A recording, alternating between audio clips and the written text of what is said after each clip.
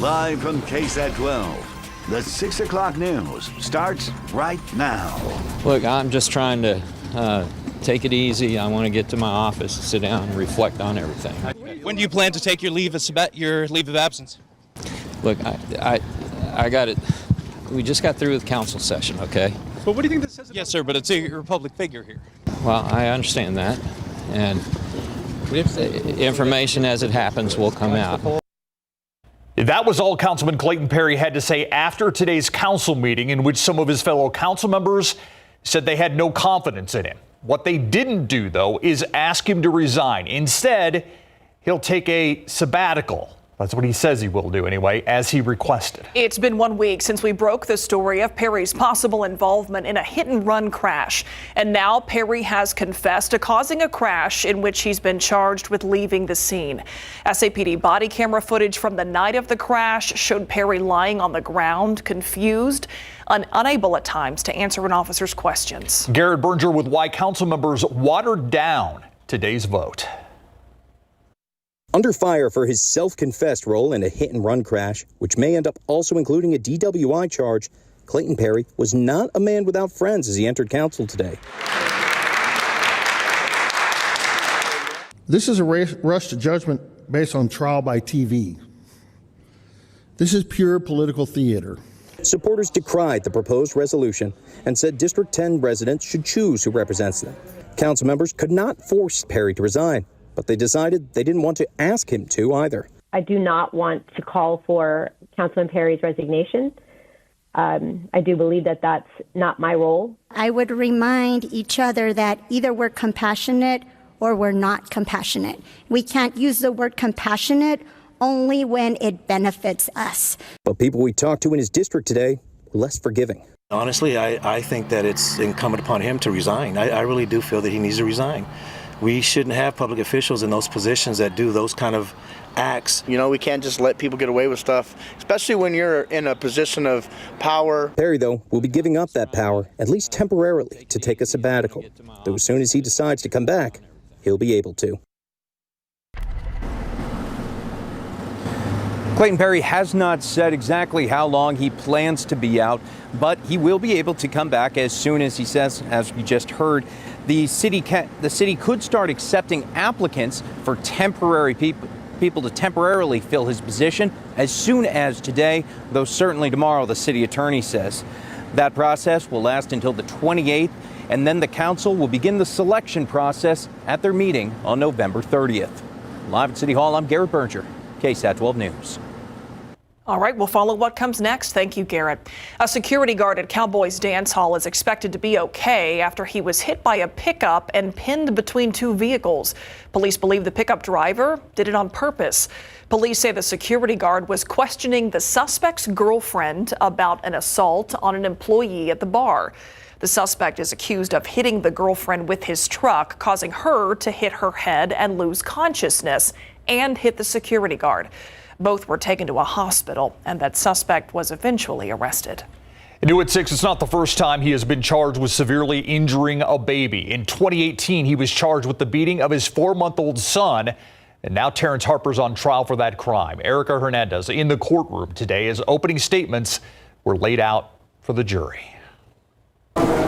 Terence Harper is facing 2 separate charges, a 2018 injury to a child charge and a 2012 capital murder charge. That case involved a 5-month-old who allegedly died in his care. But it's that injury to a child charge that will be the focus of his first trial. Harper is accused of back in 2018 severely injuring his 4-month-old son. You will find with this evidence that he is a child's monster and a mother's nightmare. The state during opening statements laying out their case and what the jurors could expect during trial. By his words, he admits he's the only one that was in the presence of the baby when the baby suffered those injuries.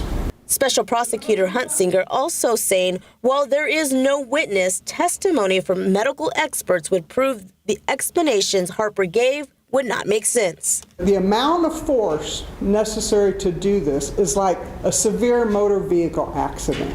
This isn't a baby wake up shaking. This is a violent use of force.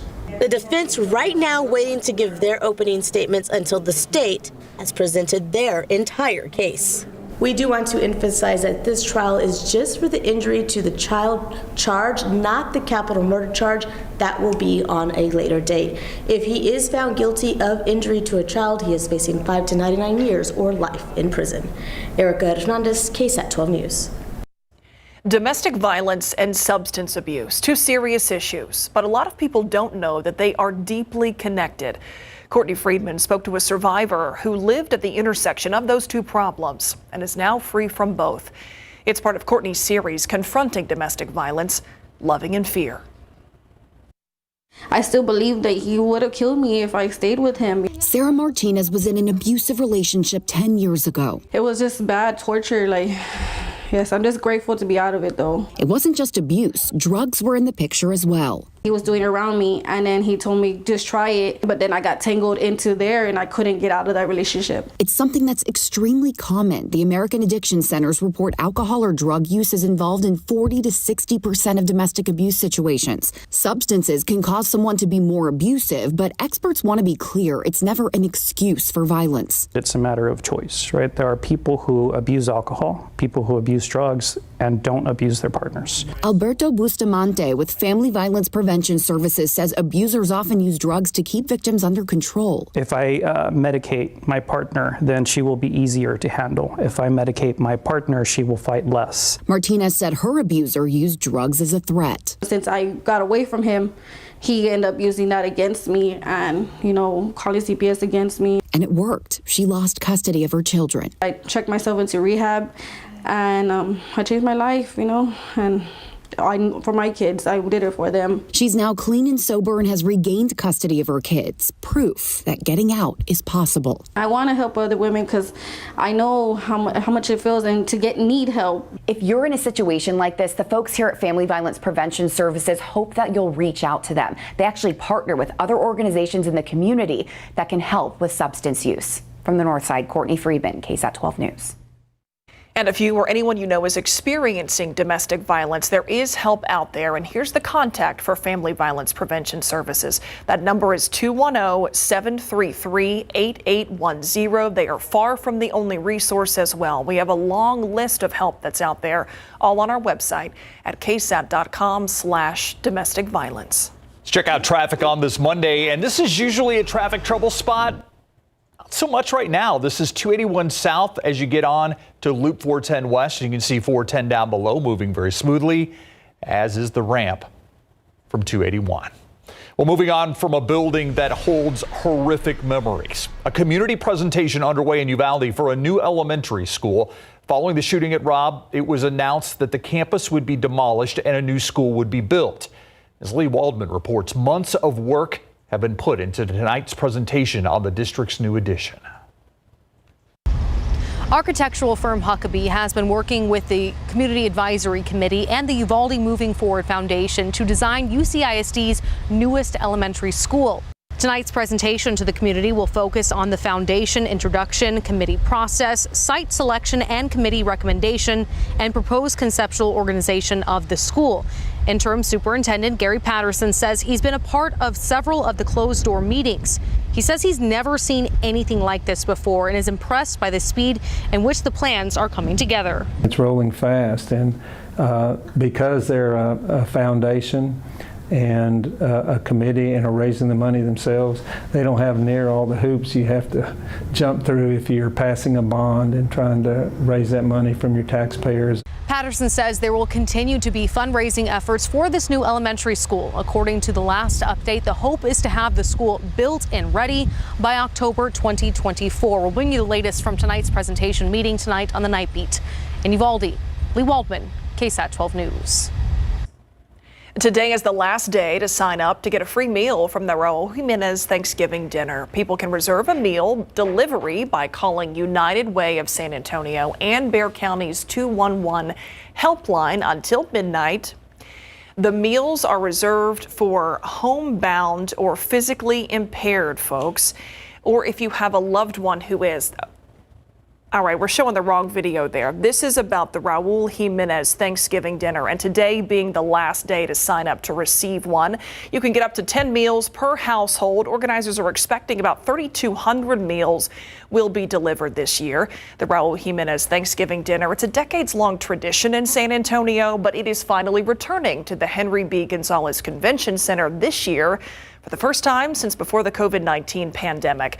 But anyone who needs a meal delivered to them on Thanksgiving, you can call 211 to make those arrangements. Again, just for people that are homebound. Homebound or physically impaired. Yeah. All right, 6:09 out there, 61 degrees, much different picture than just a few hours ago, Adam Caskey. Oh, yeah, we had that dampness, the low clouds, drizzle, a few light showers to start the day. Now, finishing the day, the clouds moving out. I do want to point out we picked up 0.17 of an inch of rain officially at the airport, and that's significant because now we are no longer the driest year to date on record. 2022 is in second place now with 9.51 inches. However, I did a little more digging. 1917 had a pretty good day on November 17th. So come Thursday, we're going to be back to the driest year on record by about a half an inch. So we've got a lot of ground to make up, and we're about 20 inches below average for the year to date. In terms of precipitation. We have a weak cold front moving through, so turning windy tonight, some gusts up to 35 miles per hour, and you'll notice the temperatures falling off again, near 50 at 10 o'clock. By midnight, we're down into the 40s, and it's going to be a chilly and a bit breezy start to the day tomorrow. We'll talk about exactly how cold and where across our area and how long this cool air is going to stick around in just a bit. Thanks, Adam. Fentanyl overdoses are on the rise. You're hearing about the deadly effects of the drug, and this is a big reason why. Is there any way for anyone to tell just by looking at a pill or a powder whether it contains fentanyl? No. And that's what makes it so dangerous. In a new KSAT explains, we're traveling to the DEA lab in Dallas, where pills laced with fentanyl are coming in by the thousands. We explain what fentanyl is, how the DEA believes it's being used to lace fake pills, and why it is so lethal. KSAT explains is coming up at 6:30. It could be cold, really cold one day and really hot one day.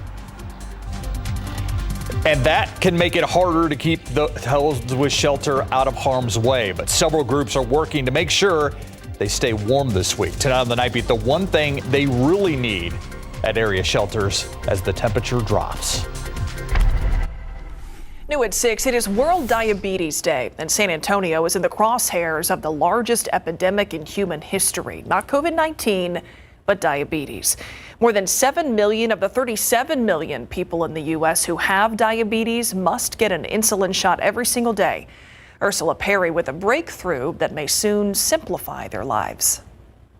Wherever you are, whatever you're doing, when you need insulin, it's tough. If you went somewhere, you had to take your glucose monitoring kit with you. 48-year-old Chris Sheridan was diagnosed with type 2 diabetes 20 years ago. He's been checking his glucose levels every day for years now. I wanted to give myself a shot every day. Chris had to remember to take his insulin while working on his Jeep, and then making sure he has it when he's in the middle of nowhere. Then Chris was offered to be a part of a clinical trial that would allow him to only take one insulin shot per week. It is taking the same molecule of insulin, a human insulin, a synthetic human insulin, but it's been altered a little bit and allows it to last longer in the body and get taken up a little bit slower. Scripps endocrinologist Athena Phyllis Samikas is part of the new team leading an international study comparing the new once-weekly shot to the daily insulin shot. There was not only equal lowering of the blood sugar to an equivalent amount between the two groups, but there was actually greater lowering, better blood glucose control. This one shot may give millions of people new hope in the new year. They're going from having to take 365 injections a year to only 52 times a year. A company in Denmark is who created this once-weekly insulin shot. It's planning to get some approvals to get it on the market in Europe, China, and the United States, which means by mid-2023, it should be at your doctor's office. Ursula Perry, KSAT 12 News. The drizzle, the damp feeling, it finally cleared out for some nice sunshine. I kind of liked it. We need the nice. rain. We Yes, that was a good part about it. On a Monday morning, you're trying to get going. It felt like a Monday. It did. It was a visual Exactly. representation This is of what Monday. Monday's like. Yeah, I'll take that. Yeah, I will. Well, this weekend's kind of going to look similar as well, so we'll get into that in a moment. First of all, our morning low temperature trend here going forward, it's going to be unseasonably cool. I mean, we're looking at near 40 degrees tomorrow morning. Wednesday, Thursday, Friday, we'll be down into the upper 30s, and that's around San Antonio. So feeling the chill. And keep in mind, the average morning low is 50 degrees. So we're a good 10 to 14 degrees even below that. All right, let's take a look at the temperatures across the state. You look off to the north, that's where the cooler air resides still. 41 in Dallas, down to 33 in Lubbock, Amarillo 27. Across the border into Guymon, Oklahoma, 26 degrees. You put the winds on and you see that north wind pushing that cooler air southward. It's basically a reinforcing shot of cool air that's moving into town right now, and the winds are going to pick up with it. Still 70 Del Rio and Eagle Pass. That's the exception, though. 61 officially in town. New Braunfels at 54 degrees, 56 Converse, and 59 Stinson. But these temperatures are going to fall off pretty efficiently tonight. The clouds have moved down. And remember, clouds act as a blanket at night. They insulate us. And in turn, all the warmth, it's all relative, that built up during the day is going to escape, and temperatures falling down to near 40 by tomorrow morning at sunrise. Nixon about 41 along with Gonzales. You get to Bernie, Bulverde 35. Bandera 37 for the morning low. And by the way, parts of the hill country this weekend, Kerrville, for example, dip down into the upper 20s on Sunday morning. Now, by tomorrow afternoon, we get near 60 degrees, but I think most of us will be in the upper 50s for those afternoon high temperatures. So unseasonably cool, and this trend is going to continue. The warmest we'll get is Friday, and that's about 60 degrees. 60 degrees on Friday. That's still 12 degrees below average. And then look at Saturday. Low clouds, a few showers, 49 degrees for the high temperature. We will be hard pressed to even hit 50 degrees to start our weekend. I want to talk about the winds because we have this little cold front moving through, this little wind shift, and it's really going to boost the winds. Right now, it's not overly gusty. We don't have the gusty winds with it yet. It's starting to pick up at Los Maples and locations west of town that have seen this wind shift already. Del Rio gusting to 24, 21 Arizona. We're going to see the winds pick up a little bit as we go through the next several hours, and it's going to be pretty gusty tonight. I mean, we're talking wind gusts up to about 35 miles per hour. It's going to be overnight while most of us are sleeping, but if it's your trash or recycling day, you know that wind can be an issue, and that could be the case, of course. Even through the morning commute tomorrow, we'll have some of those gusty winds. All right, here's a look at our satellite and radar. The bulk of the moisture was off to the east and north of us today.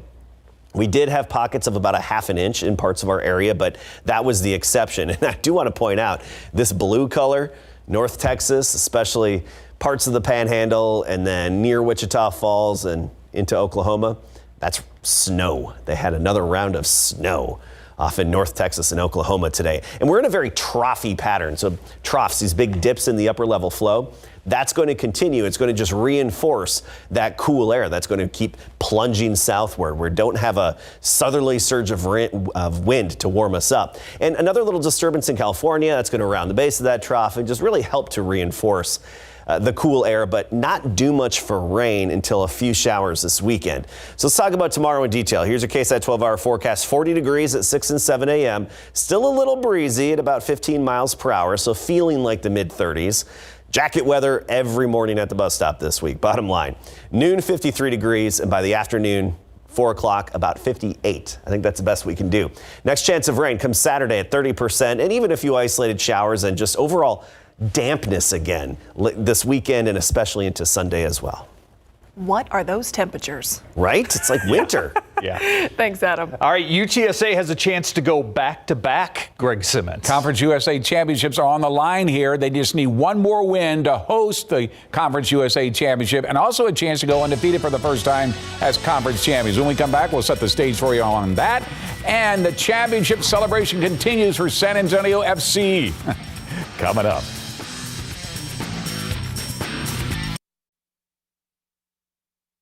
The UTSA Roadrunners are 1 win away from hosting their second straight Conference USA Championship game in football. That's after they blew out Louisiana Tech 51-7 on Saturday in the Alamo Dome to stay undefeated in league play at 6-0 and 8-2 overall with just 2 games left in the regular season. The Roadrunners reached some new high points by matching the record for the most first quarter points with 21 in the Jeff Traylor era and 34 first half points. If the Roadrunners went out with Rice on the road and UTEP at home, it could be their first undefeated conference season.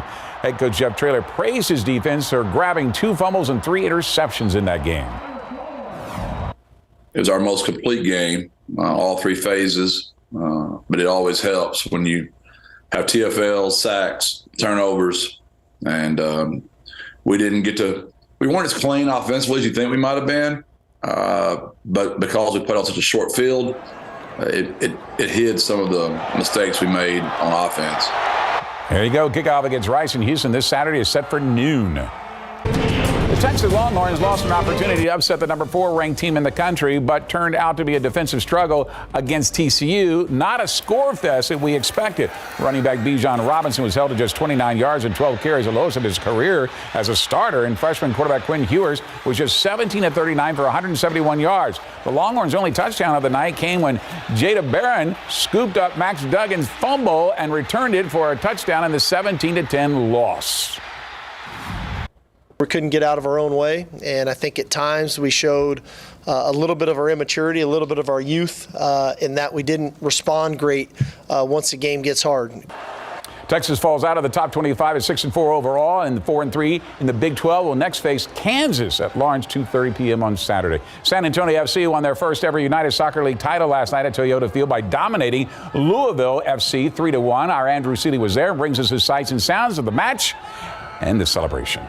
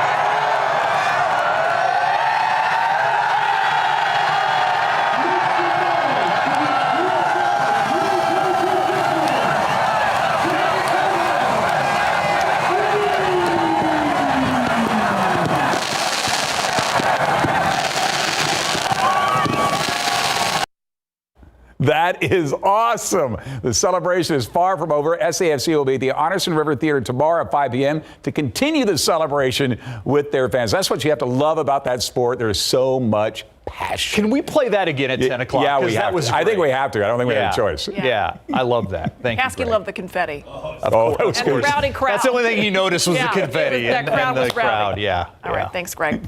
Still to come here at 6 o'clock, it is deadly. Its lethal effects, they've been seen in communities all across the country. KSAT explains what exactly fentanyl is and how more people are getting their hands on it. And the person police say is responsible for shooting and killing 3 University of Virginia football players and sparking a massive manhunt is now in custody. Where he was caught and what police are saying about the suspect. Next at 6.